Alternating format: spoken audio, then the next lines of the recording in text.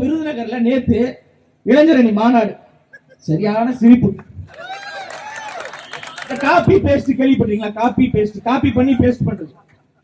யாரோ ஐயா ஸ்டாலின் அவருடைய ஆள் மனதில் போய் சொல்லியிருக்காங்க போல, திரு விஜய் அவர்கள் அரசியலுக்கு போயிட்டாரு, நீங்க தான் இனிமே சினிமால அடுத்து ஸ்டாரா வர போறீங்க, நீங்க தான் தமிழ்நாட்டின் விஜய் அப்படின்னு யாரோ சொல்லிட்டாங்க போல. அதே வெள்ளை சட்டை, அதே மாதிரியான காக்கி கலர் பேண்ட், அதே ராம்பு, யாரு ஒரு 4 பேருக்கு காசை கொடுத்து நான் நடந்து வரும்போது துண்டை தூக்கி போடுங்க, அப்படி தூக்கி போட்டுக்கிறேன். திமுக கட்சியை சார்ந்த சொந்தங்களே, ரியலுக்கும் டூப்புக்கும் நிறைய வித்தியாசம் இருக்கிறது சொந்தங்களே.